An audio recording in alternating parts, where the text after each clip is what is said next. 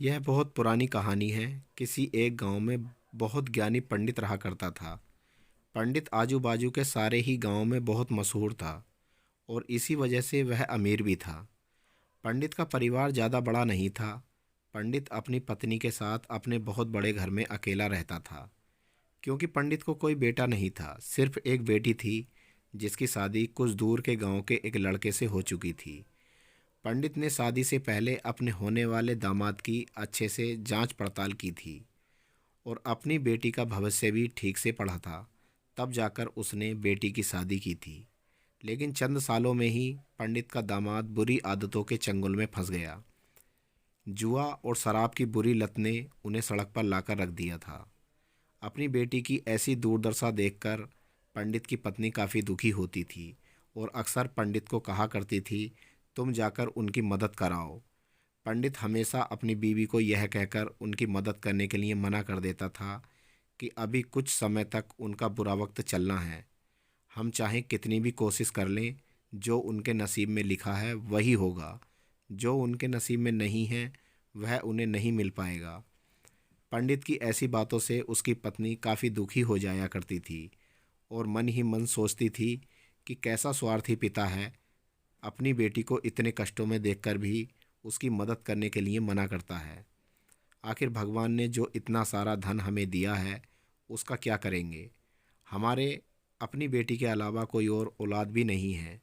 यही ले देकर एक यही बेटी है और उसके लिए भी कुछ नहीं करेंगे तो किसके लिए करेंगे। पंडित ऐसा नहीं सोचता था। ऐसा नहीं है कि पंडित अपनी पुत्री से प्रेम नहीं करता था, लेकिन उसने अपनी पुत्री की कुंडली इतने अच्छे से पढ़ी थी और वह यह पहले से ही जानता था कि वह चाहे किसी भी लड़के से शादी करती, लेकिन उसके जीवन में यह समय आने ही वाला था और बिना इसे भुगते उसको छुटकारा नहीं मिलने वाला था। एक दिन खाने पीने के लिए भी मोहताज हो चुके पंडित के बेटी और दामाद उसके घर पर आए। पंडित ने और उसकी बीवी ने दोनों का खूब आदर सत्कार किया और खूब अच्छा खाना खिलाया। बेटी और दामाद की पंडित से सहायता मांगने की हिम्मत न हुई, इसीलिए वह बिना बोले ही वापस अपने घर को लौटने लगे। लेकिन माँ तो माँ होती है। पंडिताइन से रहा नहीं गया और बिना पंडित की इजाज़त के उसने चोरी छुपे बूंदी के लड्डू बनाकर एक लड्डू में एक उसमें सोने के सिक्के रख दिए, ताकि बेटी और दामाद जब घर जाकर वो लड्डू खाएंगे तो उन्हें सोने के सिक्के मिल जाएंगे और इस तरह बेटी और दामाद की कुछ आर्थिक सहायता भी हो जाएगी।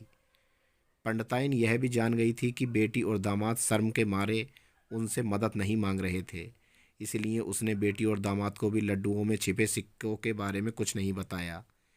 जाहिर सी बात है कि जब वो लोग घर पर जाकर लड्डू खाएंगे तो उन्हें उसमें सोने के सिक्के मिल जाएंगे। इस तरह बिना उनके मांगे ही उन तक मदद पहुंच जाएगी। सोचकर पंडिताइन मन ही मन अपनी बेटी की मदद करने के लिए खुश होने लगी।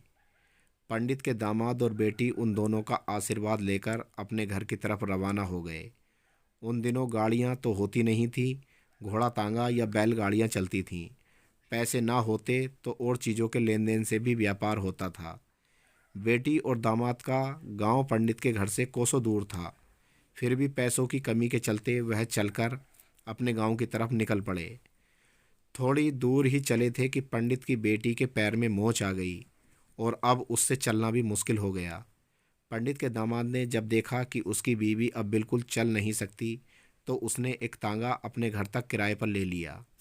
दोनों पति पत्नी तांगे में बैठकर घर तक पहुंच गए, लेकिन तांगे वाले को देने के लिए उनके पास पैसे नहीं थे।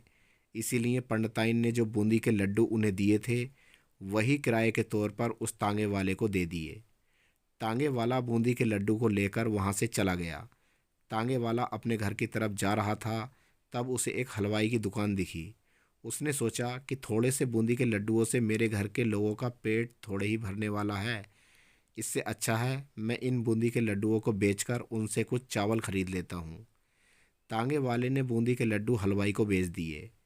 जिस गांव में वह हलवाई रहता था, उसी गांव में एक आदमी ने अपने घर पर पूजा रखी थी और उसी पंडित को उस पूजा के लिए बुलवाया था। पूजा में लगने वाले प्रसाद के लिए उस आदमी ने उसी हलवाई से बूंदी के लड्डू लिए जहां पर उस तांगे वाले ने बेचे थे। हलवाई ने भी उस आदमी को तांगे वाले से खरीदे हुए लड्डू ही पहले दिए ताकि वह खराब न हो जाएं, क्योंकि वह नहीं जानता था यह लड्डू कब के बने हुए हैं। पूजा खत्म होने पर दक्षिणा और बूंदी के लड्डू लेकर जब पंडित अपने घर आया और खाना खाने बैठा तो प्रसाद में लाए बूंदी के लड्डू खाते वक्त लड्डू से सोने का सिक्का निकला। इस घटना को देखकर पंडिताइन की आंखों से आंसू बहने लगे। पंडित ने जब पंडिताइन से उसके रोने का कारण पूछा तो पंडिताइन ने पंडित को सब कुछ बताया और पंडित से उनकी बातों पर भरोसा न करने के लिए माफ़ी मांगी। पंडित ने पंडिताइन के आंसू पोंछे और कहा कि तुम्हारी तरह मैं भी अपनी बेटी को बहुत प्रेम करता हूँ, लेकिन अगर हम उसकी अब मदद करते हैं तो दामाद हमसे हमेशा ऐसे ही मदद की अपेक्षा रखेगा और अपनी बुरी आदतों को कभी नहीं छोड़ेगा। पंडिताइन भी अब पंडित की बातों से सहमत हो गई। 2-3 महीने बीत गए। पंडित के दामाद और बेटी फिर से एक बार उसके घर आए और इस बार उनकी परिस्थिति पहले से बेहतर थी, क्योंकि पिछली बार खाली हाथ जाने के बाद दामाद ने नया काम शुरू किया था और अपनी सारी बुरी आदतें भी छोड़ दी थीं। दोस्तों, नसीब का लिखा नहीं बदलता। क्या आप भी नसीब पर भरोसा रखते हैं, या फिर आप उन लोगों में से हैं जो अपना नसीब खुद अपने हाथों से लिखना चाहते हैं? दोस्तों, कैसी लगी आपको ये कहानी? पसंद आई हो तो प्लीज़ लाइक और सब्सक्राइब करना बिल्कुल ना भूलें। शुक्रिया।